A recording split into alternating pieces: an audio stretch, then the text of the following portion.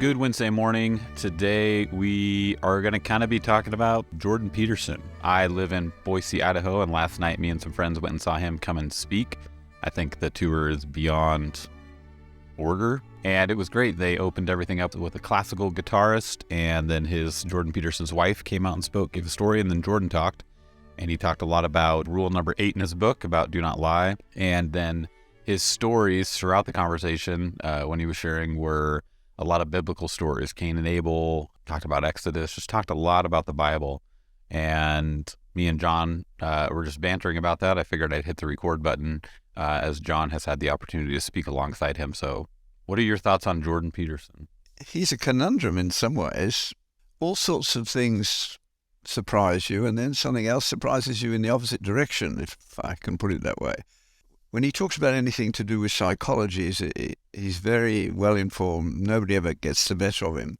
And then every now and again, something pops up that's just, wow, why was he so slow getting to that one? Of course, he grew up in northern Alberta, really, and so he didn't have a flying start, but he did then go off and end up teaching at Harvard for a while before he came to Toronto.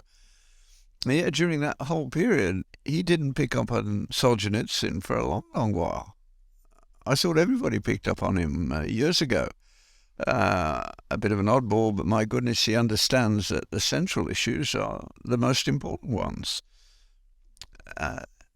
And Jordan Peterson now agrees with him, and that's driven him further and further into an understanding, reading the Bible and understanding life from that point of view.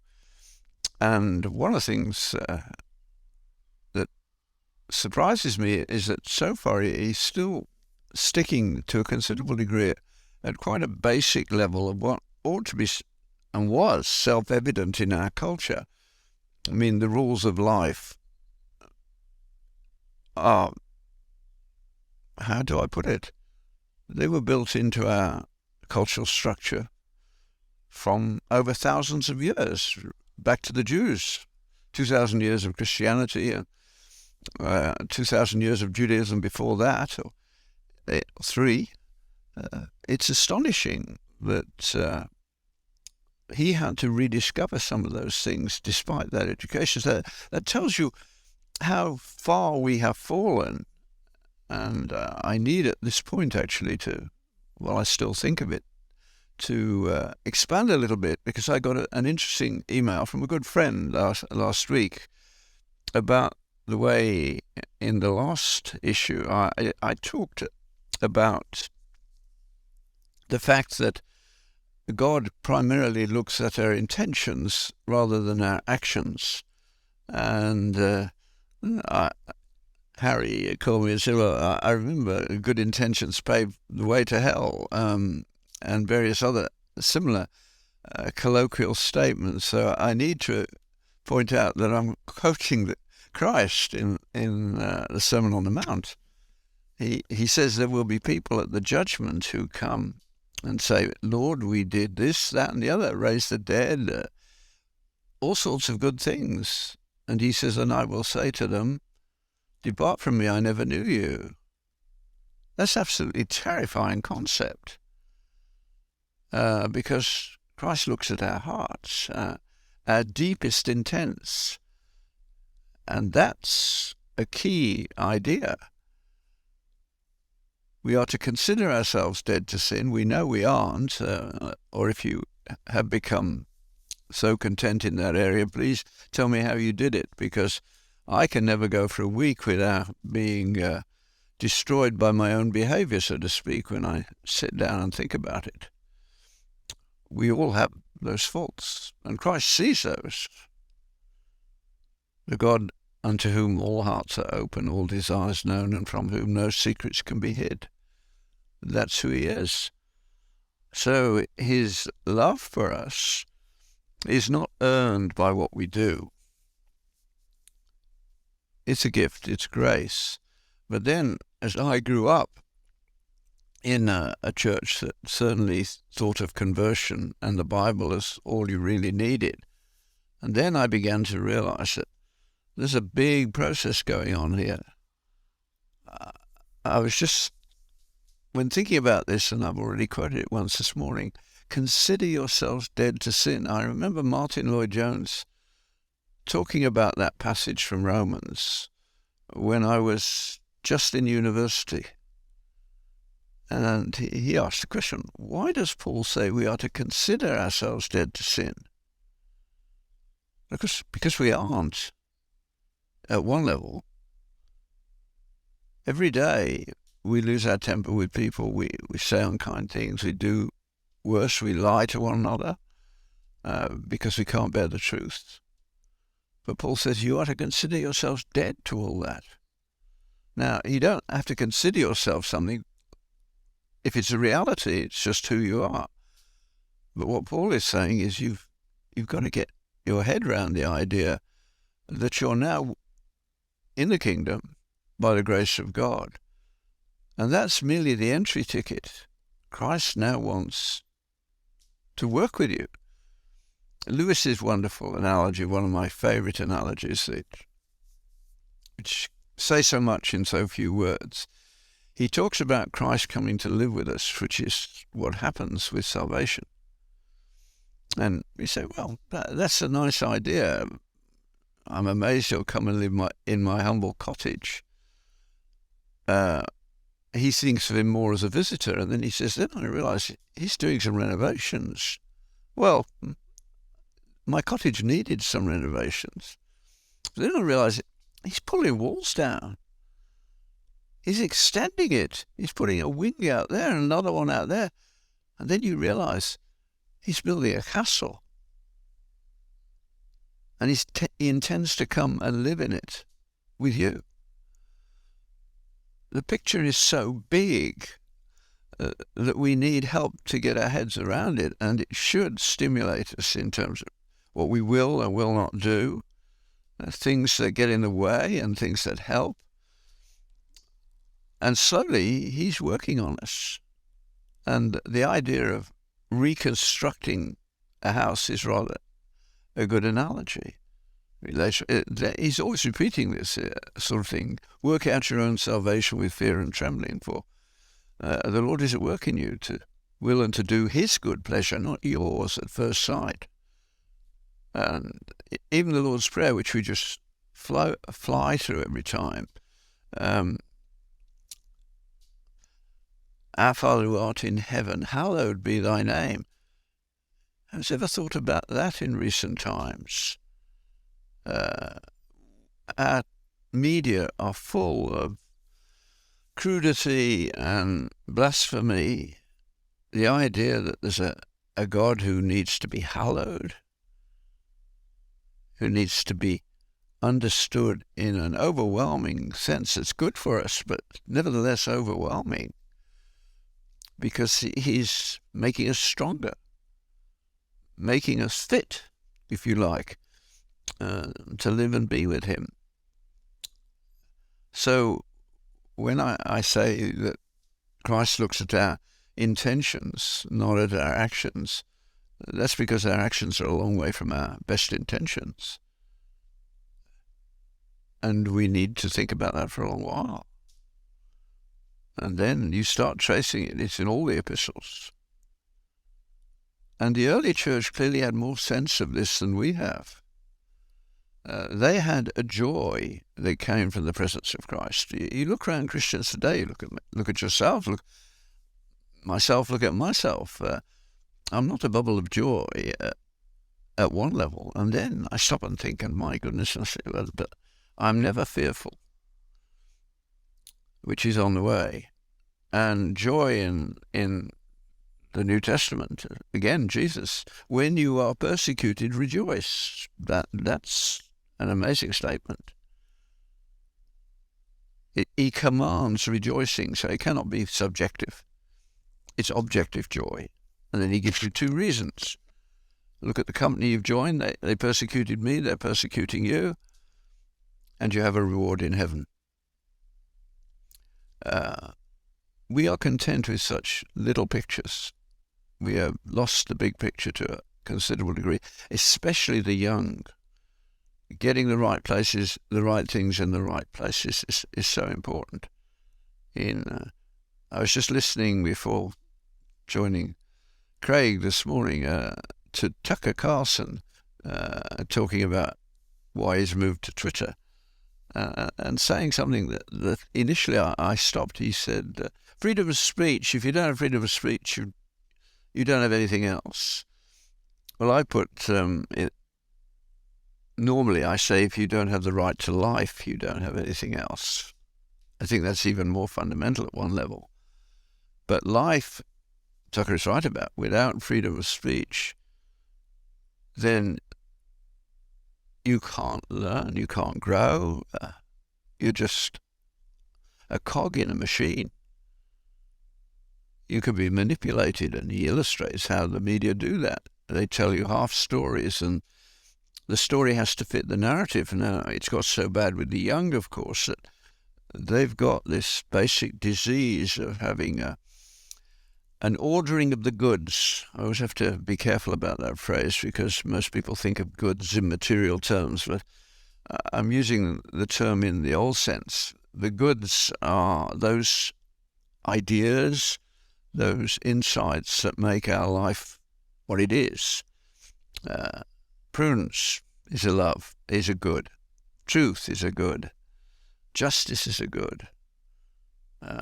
Fidelity is a good. They're immaterial, the immaterial goods. And without them, we cannot have a full life. Now, it's not enough to have them laid out as though you have a smorgasbord and take the ones you want. They're related to one another in an orderly fashion. That's why Tucker stopped me in my tracks for a moment when he put freedom of speech at number one. Well, I think that's slightly disordered. It isn't number one because some speech should be cancelled. Hallowed be thy name means that some things just are not said in our society because they are so wrong. Truth must come at the top of the list. I am the way, the truth, and the life slips off our tongue so easily. We can't get to where we need to without the way that Christ produces and gives us grace. But then it's immediately truth. Truth is so central. Now, the young people today are cancelling classes, walking out of classes, simply because somebody has said something that they don't like. They won't stop and argue about it. They just riot and say you're evil, you're nasty, you're bad. The gay community, so-called, is now facing cancellation by the transgenderites because they've got two things that neither of which are top of the list, and they're arguing about them violently, and in the process destroying their own culture. It's going down the drain because of this phenomenon. Truth must be reinserted into our lives, and obviously it starts in the family. I must have mentioned by now, and I look at the list of things that are on my site that Craig has produced, but it's worth saying again and again and again. All the important things have to be said again and again and again. Truth must be taught to children as important, as of primary importance, and that's not happening. When you think about transgenderism, for instance, it's an attack on truth.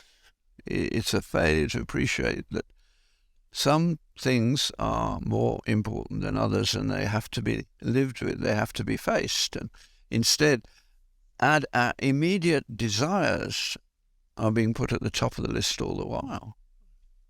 That's just astonishing.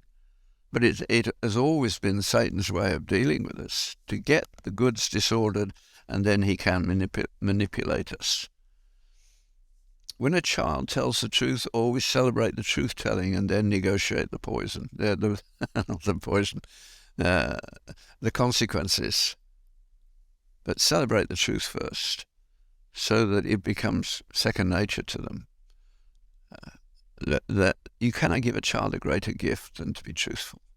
especially in the world that's coming down the pike towards us, where so many people who are not Christian are nevertheless recognizing that the hardest thing to find will be people you can trust, and if you're not truthful, you cannot be trusted, not legitimately. So at that point, you have to start using technological means to deal with moral problems, and they get out of hand in no time flat. They build a structure and a life of their own. It's called totalitarianism. Totalitarianism is just the disordering of the goods. Truth has been displaced, and now whatever one it happens to be at the time, power to the people or whatever, and then the language gets manipulated. And that we need to become much, much more sensitive to. I was also this week looking at a bit of reading a little of Tom Sowell. I often pick up Tom Sowell's intellectuals and just read a few pages that I've read before, but usually it's not very long before I put it down because I've got something I need to get my teeth into again. And I was reading a section where he points out that, well, he points out many times in many places that the elite who rule us don't make things. What they do is manipulate language. Obama was perhaps one of the best examples of this. He only manipulated language. You can't point to anything he did, made, or created that has been good. Whereas we are made to have that level of proper behavior, which I've been watching at the back of my house as 3 young men have been rebuilding my deck, which was collapsing. And talking to them, they're in their 20s and 30s. They enjoy the work they do. They enjoy creation. That's what they're doing. They're making something, and they're adjusting it as they go along to things they discover about the house. That's satisfying. It's real. It's mundane knowledge. They know how to use their tools, and they've got an experienced boss who comes and looks and says X, Y, Z. Mundane knowledge is what Tom Sowell calls it. So in the uneducated environment in which I grew up, there was lots of mundane knowledge. Virtually everybody worked at the same sort of job for most of their lives, and they knew how to do some things, and they did them well, and they took pride in them. That has been destroyed in the modern world by an unbridled growth of technology. And you see the response where people are constantly trying to find a little niche where they can have something that they can take pride in. You don't take pride in being a machine minder. You used to take pride in making the tools that the machines use, but that's now been taken over by the machines themselves. And artificial intelligence that's coming along, it doesn't have a concept called truth in its categories. There's no transcendent qualities to chat. It's just copying and maneuvering things on the basis of algorithms. I tried it out. I had an intriguing experiment that I could do. I'd just written one of my quarterly columns for CMDA, Christian Medical Dental Association of the US. And so I thought, let's see what ChatGPT, or whatever it's called, would do with my name, which would lead them to what presumably anything that I've left lying around on the internet. And a couple of ideas that were secular, I forgot which ones I chose, that were in the thing I'd written. And then I waited to see what came. Now, it had a lot of characteristics which I could recognize as being mine, but it entirely missed the centrality of transcendence. It couldn't handle that. that was intriguing. I probably need to think about it some more. And I was like, if any of you know of anybody who's discussed transcendence and artificial intelligence, I'd be interested to read it. Meanwhile, I will cogitate as I go along on it. But the things that are unseen belong to God. And there is a world of reality, as we all know, when Christ comes into our life. We can't describe what he's done, but we can't deny that it's happened. But it's indescribable. So artificial intelligence won't come close to it, I think. That's the case. We'll see. I'm wandering on, and I shouldn't, but I will make it a bit sharper by reading to you one of my favourite quotations, which I intended to start with, but that's always the way it goes.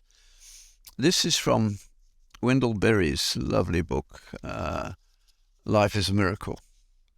In my family, well, my wife and I gave this book to Sally. I said, I think you might enjoy this. Well, she really did enjoy it. She ended up sending about half a dozen pages of quotations to her children. But only Wendell Berry could write a book, the first chapter of which is about King Lear, or the subplot of Gloucester in King Lear, and Lear giving away his kingdom and then his daughters turning on him, in order to get to deconstructing the reductionistic ideas of E.O. Wilson and the like. This is what he wrote. The problem, I put in there, of reductionism is what he's talking about, as it appears to me, is that we are using the wrong language.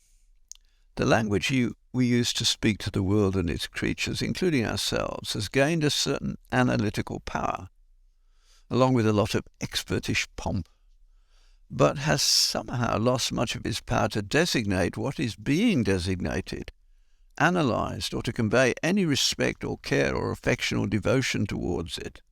As a result, we have a lot of genuinely concerned people calling upon us to save a world which their language simultaneously reduces to an assembly of perfectly featureless and dispirited ecosystems, organisms, environments, mechanisms, and the like. This is what you see when you get somebody from the government being questioned in your House of Representatives. I was watching one this week about net zero without any concept of how the world works at a deeper level. I mean, we don't make or break carbon. It's an element, and it has a huge recycle process going on over thousands of years, right back to the core, to break up all the organic molecules and bring back the elements, so to speak. Well, not so to speak, that's what it does. But we're all carbon creatures. Every living creature is organically composed of organic chemicals. The inorganic world is a different world, and getting from the inorganic to the organic is something we can't do. Only God can do it. That's one of the realizations which makes most of the discussion about creation and evolution redundant, basically, but we're not going to get to that today. So, Wendell Berry is already seeing that the people who are going to talk about these things have lost the capacity to do it properly. He goes on, it is impossible to prefigure the salvation of the world, whether it be from global warming or in any other way, in the same language in which the world has been dismembered or defaced. By almost any standard, it seems to me that the reclassification of the world from creature to machine must involve at least a perilous reduction of moral complexity. So must the shift in our attitude towards the creation from reverence to understanding. So must the shift in our perceived relationship to nature from that of steward to that of absolute owner, manager, and engineer. So must our permutation of holy to holistic. I had a discussion about this week with my nursing granddaughter who's being taught that they do holistic medicine without too much understanding of what might be at stake. At this point, I can only declare myself. I think that the poet and scholar Kathleen Raine was correct in reminding us that life, like holiness, can be known only by being experienced. To experience it is not to figure it out, or even to understand it, but to suffer and rejoice in it as it is. In suffering it and rejoicing in it as it is, we know we cannot understand it completely. We know, moreover, that we do not wish to have it appropriated by somebody's claim to have understood it. That's what the elite do all the while. Though we have life, it is beyond us. We do not know how we have it or why. We do not know what is going to happen to it or to us. It is not predictable. Though we can destroy it, we cannot make it. It cannot, except by reductionism, at the very grave risk of damage, be controlled. It is, as Blake said, holy. To think otherwise is to enslave life, and to make not humanity, but a few humans, its predictably inept masters. And we don't want those masters looking after the world.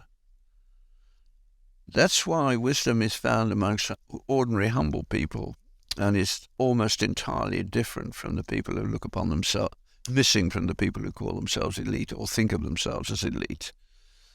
The World Economic Forum is a basic example of reductionism gone mad. There's no humanity left in it.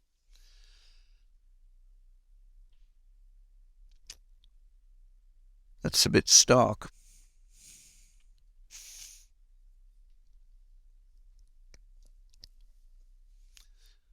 Saul's example of that is phrases that I've used and misused. Trickle-down theory is one. There's no data for it. And the other area that he points out, people simply don't look at. In economics, they don't want to look at the hard data, which he does all the while. And it's not a zero sum out there. That nonsense is going on all the while. And I hadn't appreciated this, but he points out that taxation, for instance, is the standard left-hand end of the spectrum of the way to raise money to make the poor better. They think zero sum. Total amount of money, if you've got more than me, you took it from me. That's entirely missed the idea of the creation of wealth, which is the central miracle of my lifetime. I mean, going from a point of view where I grew up on a $20 a week budget for the family I grew up in, to today, that's orders of magnitude more wealth, which has been created primarily by the Industrial Revolution and applied science. But along the way, we're losing the foundation of that, which was a society which was founded on thousands of years of recognition that God ultimately is in control and that he is a God of love and a God of order. Therefore, under the surface chaos of life, we must be able to find order. And that's where the whole thing started. Really kicked off in the 13th century. The scientific revolution was way before the so-called Renaissance, the Enlightenment, which McIntyre preferred to call an endarkenment, and you could see it.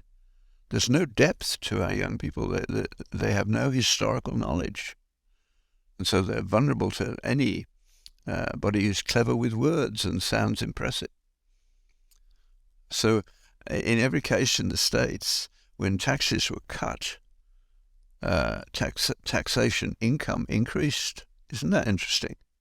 I think that's the way to put it. When taxes are cut, taxation income increases. That's Tom Sowell. He doesn't put it that way. And the reason is very simple. Very smart people, if they see taxation levels in their income group going up, they transfer a lot of their wealth to things that can't be got at. That's why they've made a an industry out of art that is rubbish, because they can store money there in a way that can't be taxed. At the moment you lower taxation, then they start thinking about ways to increase their money, and they become productive in ways that they're capable of doing. So Sol points out multiple times in your economic history where that has happened. But do the kids know anything about that? No. Is it taught? No. They're being propagandized continuously. But that's probably my bit for today. That was good. If you guys are listening, John referenced earlier on about intentions, and he was referencing a Q&A kind of talk that we did about a question that was written in by a physician's assistant student. And then also a book I'd recommend after hearing John just talk would be After You Believe Why Christian Character Matters, which would be a good book in reference to where John was talking about Jesus is wanting to build a home and doing add-ons, and there's a lot of things happening after you become a Christian. And Life is a Miracle, Wendell Berry's book. Life is a Miracle, Wendell Berry, Wendell, Berry, Berry. Good place to get books in the U.S. is Thrift Books. I've ordered a lot of my books on thriftbooks.com, and it's a great option for picking up some of these books cheap. And they come pre-written in, so it's interesting to see other people's thoughts and notes in them. See you next week.